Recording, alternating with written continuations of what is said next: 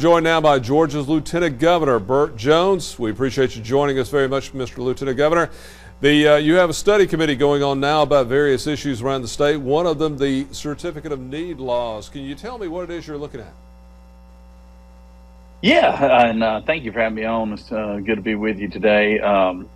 We do have a study committee going on right now. We actually put forth a bill earlier this session that made it through the Senate, and it stalled in the House. But it's pertaining to the Certificate of Need. They call it the CON policy, and it's really an antiquated government policy that, with the growing population of the state and the need for more healthcare services.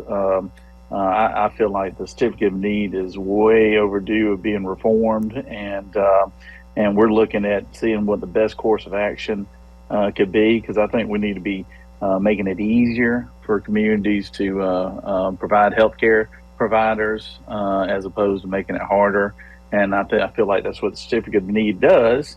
And like I said, I think it's an antiquated policy that a lot of states have gotten rid of. Georgia is one of the few states that still has it in place, and the purpose of the study committee is to look at the best things that could possibly, the best reforms that could take place under that statute.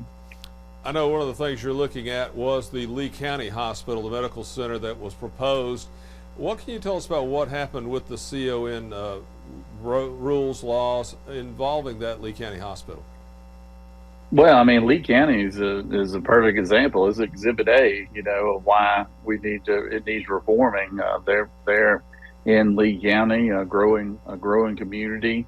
The local county commissioners voted, I believe, 5-0 unanimously to move forward on developing their own hospital facility, and the local control was basically taken away from them because of the Certificate of Need policies that are in place, and it's hamstrung them from being able to start that project.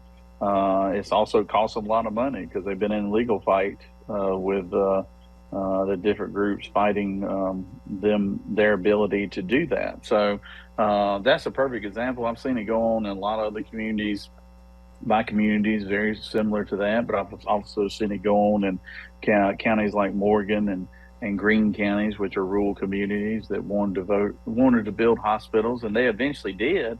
But because of the CON process, it took them 5 years from the time that they introduced the proposal to they were able to get it done. So that's unnecessary, and that's something that we want to try to eliminate. And I hope we're able to get it done next session. Lieutenant Governor Burt Jones, thank you very much for joining us.